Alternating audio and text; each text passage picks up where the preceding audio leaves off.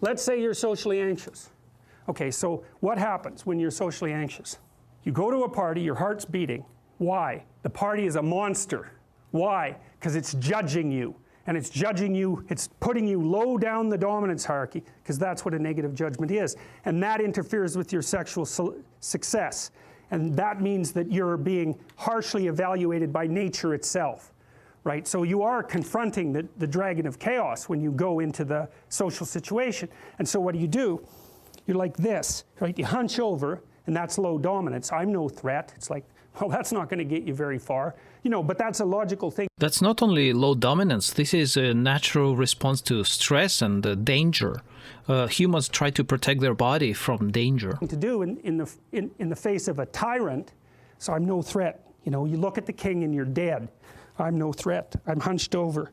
And then what's happening internally? What are people thinking about me? What are people thinking about me? Am I looking stupid? Am I looking foolish? Geez, I'm awkward. I hate. And yes, you do look stupid when you do that, right? I hate being here. Man, I'm sweating too much. It's all internalized, right? It's all self-focused. The eye isn't working. What do you tell people? Don't stop thinking about yourself, because you can't. It's like, don't think of a white elephant. White elephant, white elephant, white elephant. You can't tell someone to stop thinking about something because they get caught in a loop. What you do with socially anxious people is you say, look at other people. Look at them, right? Why? Because if you look at them, you can tell what they're thinking. And then unless you're terribly socialized, and some people are. Some people have no social skills, and so the reason they can't go to a party is because they don't even know how to introduce themselves. Yeah, so this is what parents have to teach, and this is what I'm teaching my son. Just no one ever taught them how to behave, and so they're really good candidates for behavior therapy, because you walk them through the process of how you actually manifest the procedures that are associated with social acceptability.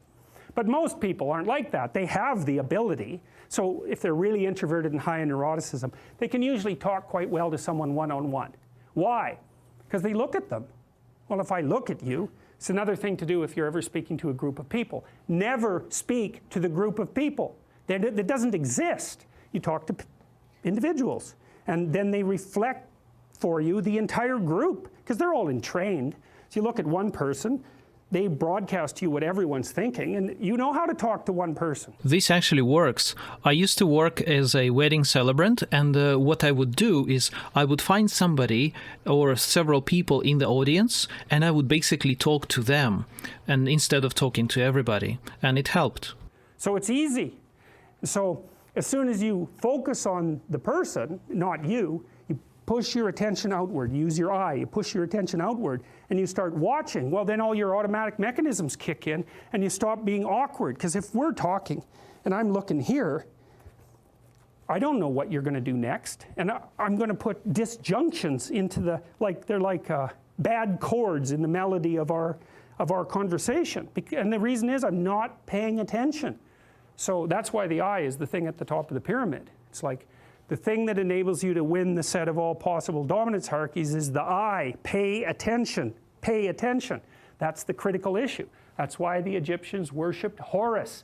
That's why Horus was the thing that rescued Osiris from the depths. It's the capacity to pay attention. What do you pay attention to most? What I found helpful is trying to find something and focusing on something enjoyable, something that you like, let's say at that party. And then when you enjoy something, then you enjoy spending time there.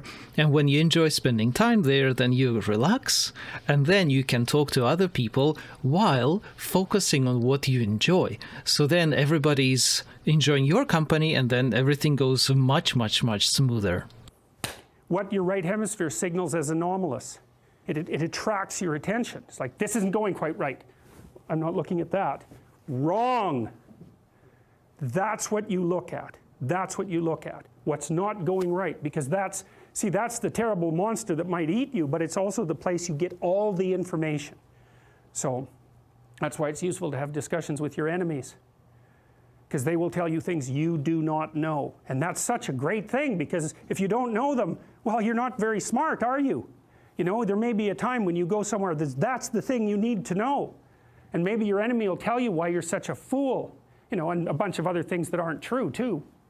But even one thing that's accurate, it's like, yeah, thanks very much, man, maybe I'll do some work on that, and I won't have to carry that forward. So, and then that's part of the reason, again, why the terrible predator, it's always the terrible predator that has the gold. It's like, it's the person who delivers the message you do not want to hear.